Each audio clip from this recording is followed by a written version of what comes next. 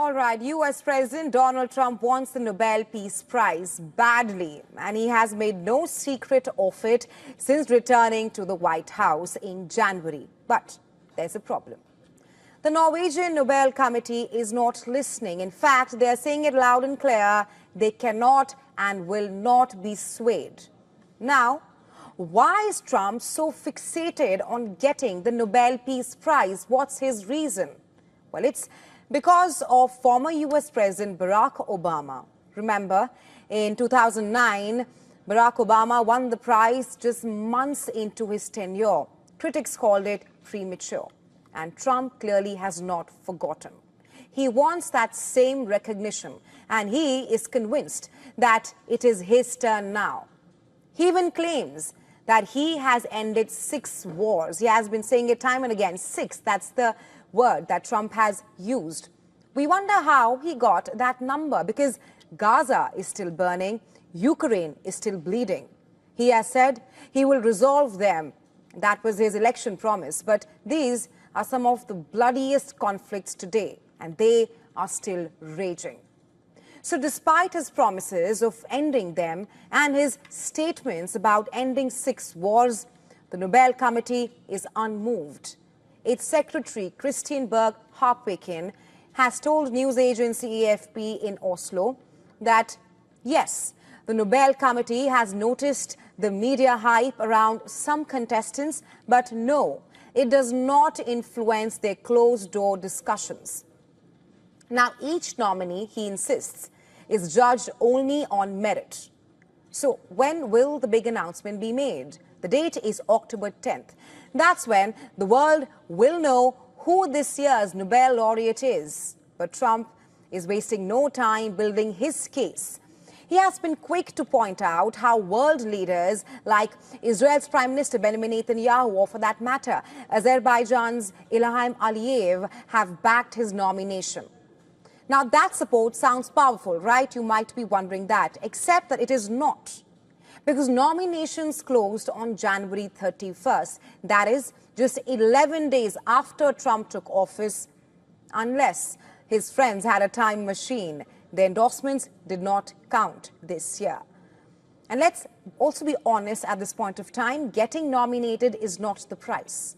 Anyone from lawmakers to university professors can throw in a name, and thousands do it every year. The real achievement is making it from a 338-strong long list onto that secret shortlist, and then actually winning.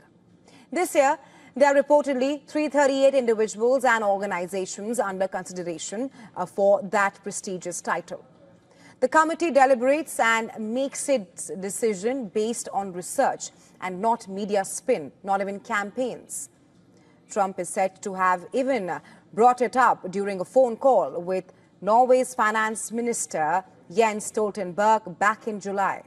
It happened during a conversation about tariffs. The ministry confirmed the call, but not the Nobel talk.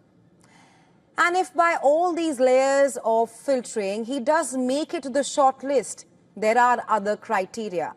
Like, is he really likely to get a Nobel laureate there? Now, history suggests otherwise.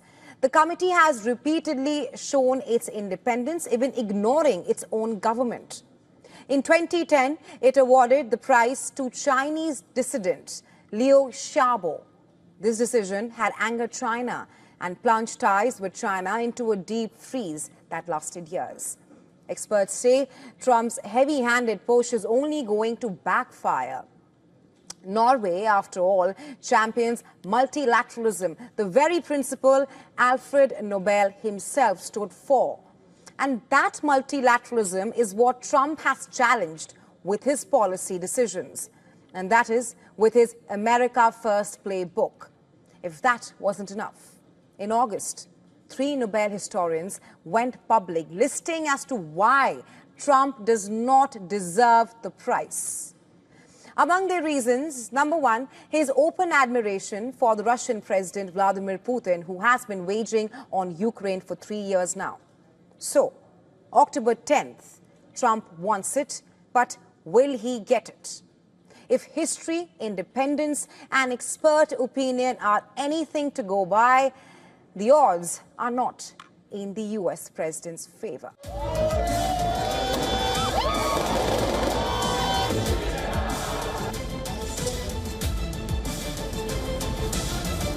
I knew him as president of Brazil. He was a good man.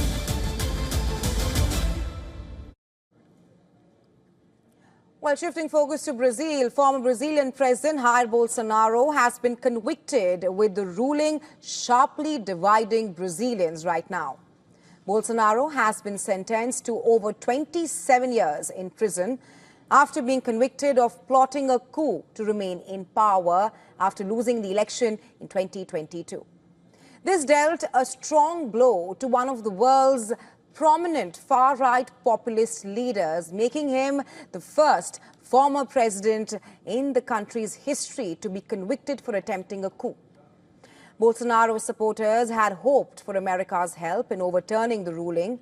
On the other side, his opponents took to streets and captured bars in the capital, singing, dancing and lighting fireworks.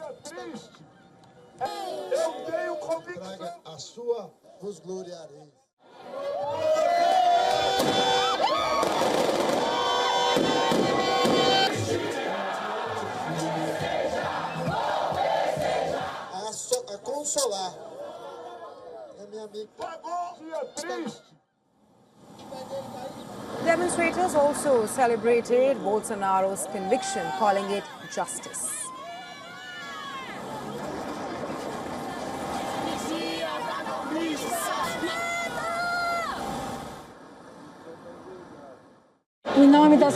On behalf of the 700,000 people who died during COVID, today they rest in peace. Justice has been served. What we expect from the U.S. is help. We are asking for help from the U.S., a country that has a history of fighting communism and has seen that the injustice here is clear and has already crossed the borders of Brazil. U.S. President Donald Trump expressed his surprise at Bolsonaro's conviction and called the verdict a terrible thing. In Brazil, Bolsonaro was just found guilty by the Supreme Court. You've been very clear that you would apply sanctions. Are you thinking further sanctions to Brazil because of this Bolsonaro? Well, I watched that trial. I know him pretty well. Foreign leader. I thought he was a good president of Brazil. And it's very surprising that that could happen. That's very much like they tried to do with me, but they didn't get away with it at all. But I can only say this. I knew him as president of Brazil. He was a good man, and I don't see that happening. Trump had earlier called the case against Bolsonaro a witch hunt and slammed Brazil with tariff hikes, sanctions against the presiding judge, and the revocation of visas for most members of Brazil's High Court. Amid the trial, Brazil's President Lula da Silva said that Brazil teaches others how to practice democracy. Lula also briefly commented on Trump's tariffs imposed on Brazil and the implications that they could have in the coming days. There is no provocation. Anything we do from now on is a response to the provocation made against Brazil. How do you think the President of the Republic of Brazil feels when the President of another country imposes a 50% tariff on his products, claiming that he has a trade deficit, when in fact he has had a surplus of used $410 billion for 15 years? Besides attempts to engineer a coup, Bolsonaro has also been found guilty of leading an armed criminal organization, of attacking democracy and causing damage to federal property and protected cultural assets in Brazil.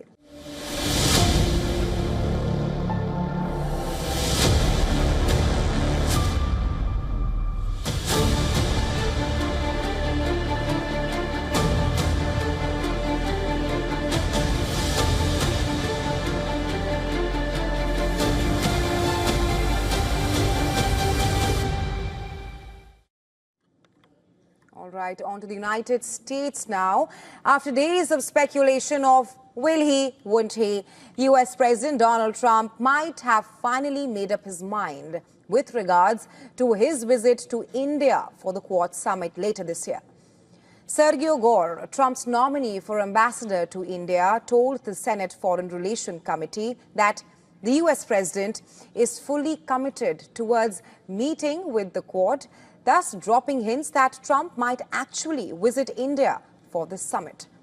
At a hearing, he, along with fellow Republicans, indicated warm bilateral ties between New Delhi and Washington, D.C., and all this despite the recent tensions, and said that both the nations are not that far apart when it comes to tariffs.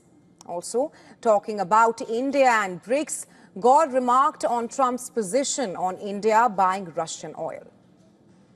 President Trump has been crystal clear on this.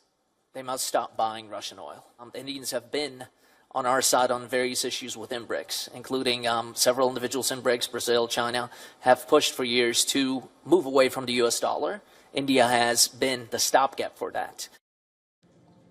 And not just Gore, U.S. Secretary of State Marco Rubio too said, and I quote, India is one of the top relationships that the United States has in the world today. And that's in terms of the future of what the world's going to look like, unquote. That's what Rubio has stated. The Quad Leaders Summit is set to be hosted by India later this year. Back in February, during his visit to the U.S., Prime Minister Narendra Modi had invited Trump to attend the meeting. However, Trump's tariff curveball is believed to have somewhat set India-U.S. ties off balance right now. The U.S. has traditionally counted on India as a potential counterweight to China. However, Trump's blow-hot and cold approach and mixed signaling have rather put the ties heavily under test in recent days. On one hand, Trump wants to court India and wants it as a top strategic partner. But on the other, he had reportedly asked the European Union to impose 100% tariffs on India and China as a punishment for doing trade with Russia.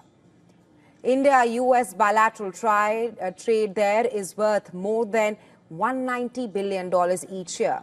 India is also the world's fifth largest economy, also poised to become the third largest with a predicted GDP of $7.3 trillion by 2030. Geopolitically too, India is placed well and has emerged as a key voice in the global south in recent times. Just last week, Prime Minister Modi's meeting with the Russian President Vladimir Putin and the Chinese President Xi Jinping at the SCO summit confirmed one thing, that India is fast gaining ground in the global diplomacy stage and would not be intimidated easily. Washington seems to be picking on that hint easily to bring ties back on track. Well, in a major breakthrough on the India-US trade front, a US trade team is set to visit India on the coming Wednesday. This will be the first visit by an American trade delegation to New Delhi. Well, since Washington slapped a 50% tariff on India back in August, that's under US President Donald Trump's pressure campaign. Despite the tariffs, ties now seem to be back on a reconciliatory track. Recent remarks from both the U.S. President Donald Trump and India's Commerce Minister Piyush Goyal hint that a possible trade deal could be sealed as early as November this year. Just days ago, Trump publicly spoke of his deep friendship with Prime Minister Modi, a sentiment that Prime Minister Modi quickly reciprocated on X, saying, and I quote here, deeply appreciates and fully reciprocates the U.S. President's words. On September 9th, Trump confirmed that trade talks were underway, which are aimed at resolving differences and unlocking what he called the limitless potential of the partnership. Remember, back in February, the Modi-Trump summit unveiled the U.S.-India Compact, a roadmap to strengthen trade to $500 billion by 2030, with focus areas like semiconductors, electric vehicles, and also renewable energy. American exports in aircraft and machinery are expected to balance well at this point of time, with India's strengths in pharma and IT. From tariff tensions to talk of a trade deal, Washington and New Delhi now seem closer than ever to turning promises into reality. And right now, all eyes will be on the US trade team visit to see if it marks the first step towards a strong partnership.